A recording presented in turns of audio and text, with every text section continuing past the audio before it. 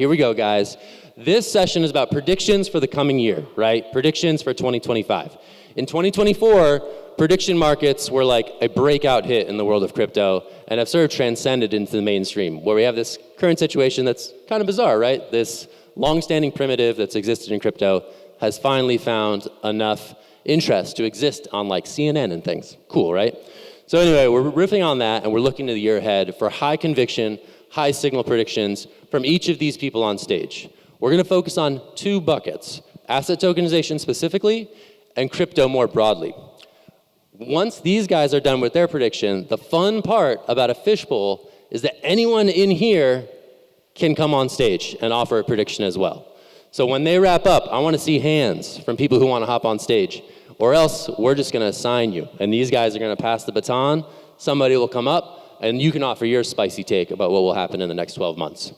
Does anyone have any questions about the format? Does that make sense? Yeah? Just give me a hoot and a holler if it's cool.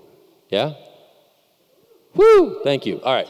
So we're going to dive in for some predictions. I'm Zack Seward. We have Mike Bucella. We have Kaledora. We have Jim. And we have Lucas. These are our panelists. They're going to offer some takes on what's happening in the year ahead. We're going to start with the asset tokenization front. Okay. I want you, Mike, to make your boldest prediction for 2025 as it relates to tokenization. Take it away. And for the record, this is my attempt at a hoodie. This is what I tried to do. Okay, bold claim, asset tokenization. The winning, I would say, an emerging asset class that dominates RWA discussions in 2025 will be intellectual property, and the beginnings of that will actually develop out of Asia first and emerge over here in the US later on. How do you see that playing out? How's that work?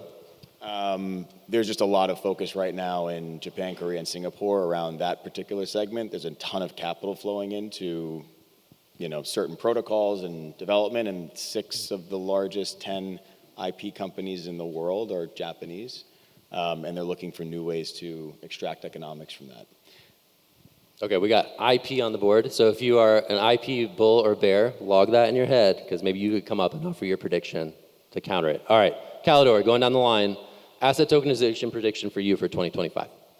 I'm sort of talking my own book here, but I suppose as I should. My prediction for tokenization is that alternatives to tokenization as other means of bringing non-digitally native assets on-chain will arise and become more mainstream and part of the conversation. Just to continue talking my book, we're doing what I would perhaps cheekily term perpification, which is rather than explicitly tokenizing underlying assets, so having an off-chain holding company holding the asset, having a minting redemption process, and then some composable representation of the asset on-chain, instead skip all of that and just have a synthetic representation of it through a perp. So you just trade it directly as a perp without actually having to have the spot market, with the thinking being, well, for a perp you need a spot price to know what the perp should converge to, but that spot price doesn't need to be on-chain. You can actually just bypass the entire tokenization process and just list the sort of derivative market directly on-chain. We think that better serves like the needs of consumers and whatever.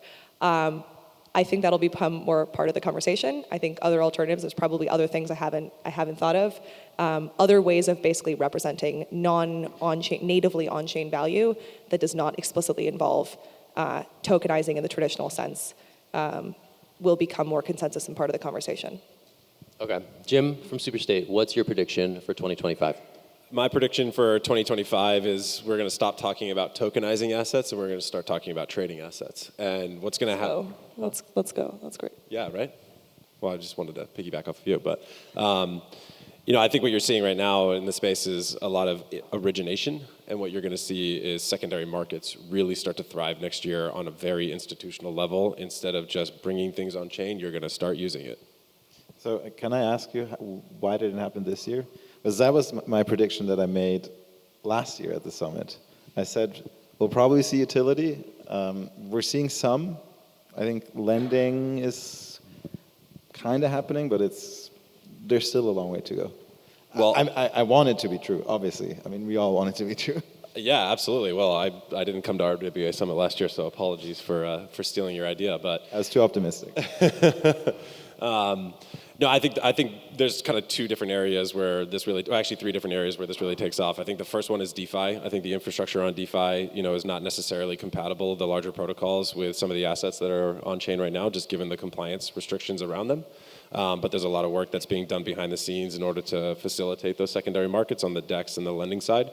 I think there's also centralized exchange liquidity, which is why stablecoins are so massive, aside from the payment use case, just given their utility on some of those exchanges. I do not think that the centralized exchanges are ever going to list a tokenized security, but they will be accepting them as collateral. I think every single major exchange will be doing that in very material size next year.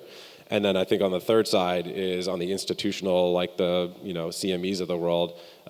They are prevented from interacting with a lot of these markets, but there's going to be some proposals coming out from the CFTC that are going to unlock the access for these products on those bigger markets, and that's where you're going to see a lot of these things really, the velocity on these products is going to really accelerate.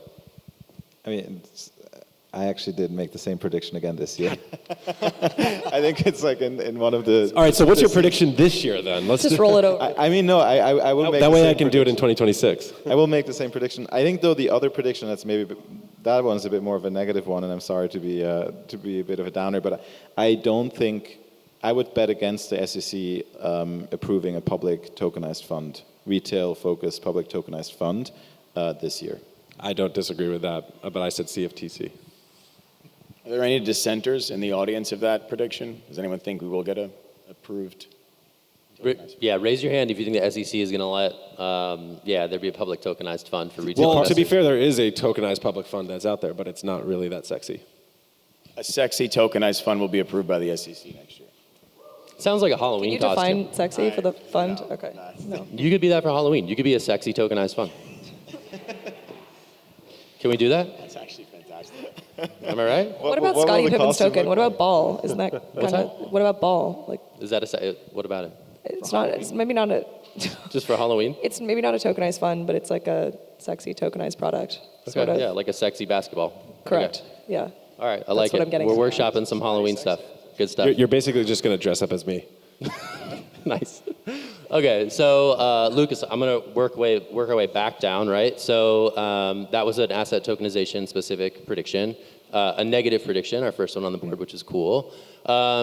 In the crypto world more broadly, what's your big bet for 2025? So I wish I could say stablecoin supply will be $1 trillion by end of next year. I think that's not realistic, but I think we'll see massive growth. 2, 3, 4x, like 500 billion, easy. What catalyzes that? Like if your prediction comes true, why? DeFi Summer 3.0. Whoa. Whatever. You got a DeFi Summer 3.0 prediction on the board? Which is Oh my maybe goodness. like including more TradFi people than it used to in the past. Okay.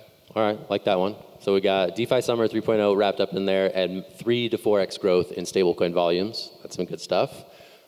Jim, crypto more broadly, what's your prediction? I'm going to say you're going to see large asset managers actually participating in DeFi. And I don't think you have a lot of crypto native whales and liquid funds and DeFi specialists that are participating in these markets, but you do not have large long short equity, multi-strat, traditional funds. And I think the big unlock for that is going to be some of the market infrastructure that we just talked about a moment ago.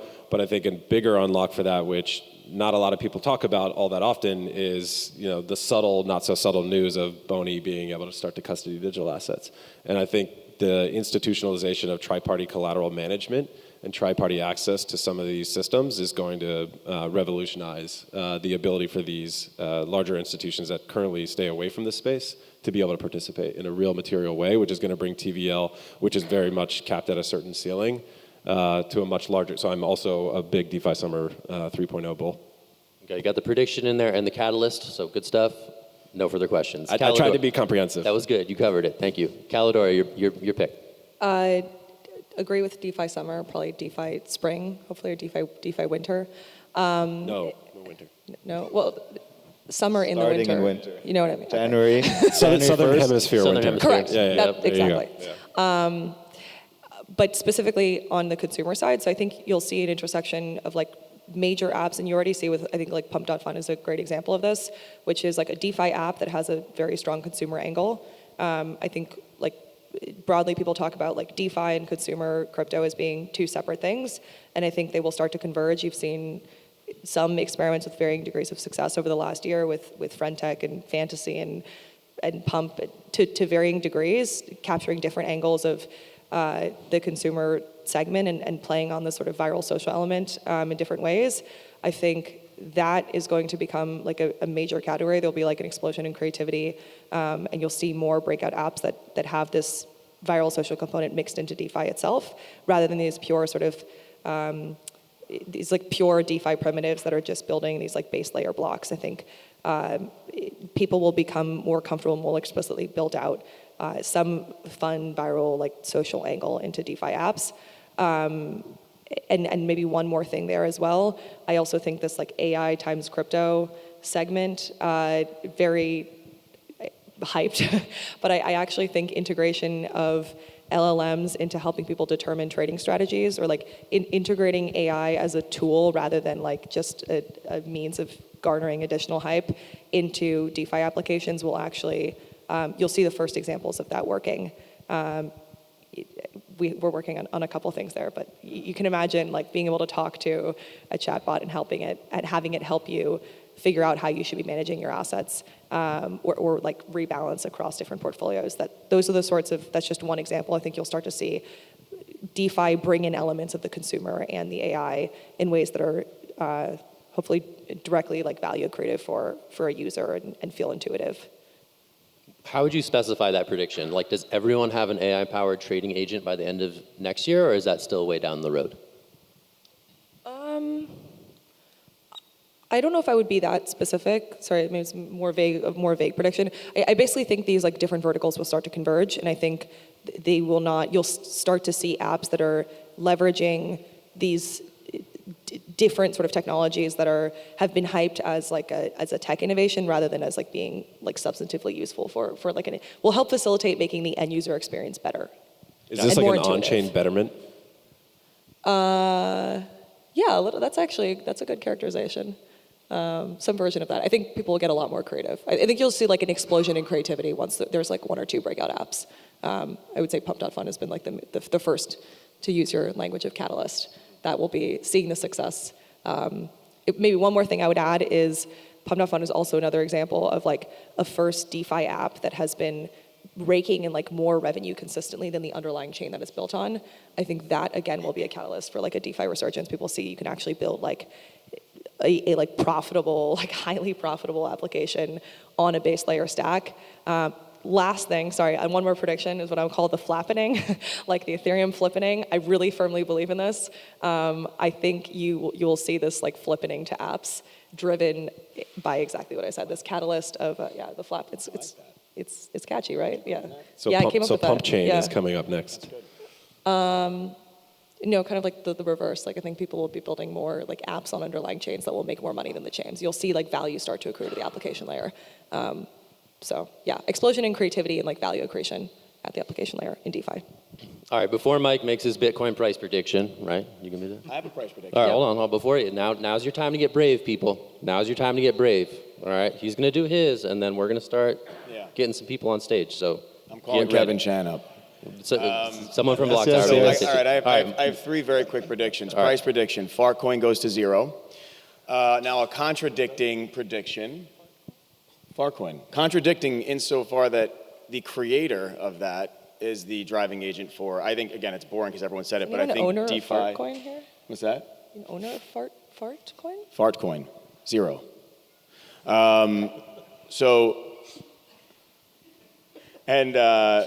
No, DeFi I think makes a resurgence because the amount of juice you can squeeze out of the DeFi industry through yields and arbitrage is enormous, and I think stablecoin adoption is going to be incredible next year, and I think that gives people a little bit more confidence going into those markets. So I think that'll rejuvenate the market, insert a lot of liquidity, and then I think I'll make a prediction: 20% of all trading volume will be AI bot-driven. AI agent-driven next year. Okay. And then my final, it's not a prediction, it's a guarantee. the Mets will win the 2025 World Series. You heard it here first, people. Let's go Mets. All right, so that's it. We got a couple minutes left. I can get up and give Kevin Chan the mic. I mean, if it's Okay. going to be like Kevin. that, if no one's going to raise their hand, there we go. Kevin from Block Tower. Welcome him to the stage. Our first willing participant to hop up in the Fishbowl format. Thank you, Kevin. Appreciate you. Take my idea and then put me on stage. All right, Kevin. It's classic. All right, what's your hot take? What's your prediction for 25? Look, I think we're going to see some, continuing off of the AI trend, I think we're going to see some really hard identity primitives. I'm big. I think more people in this room than not will get a world ID or maybe their iris scan. I know it's controversial right now. I certainly am looking into it. So I heard Kevin owns an orb.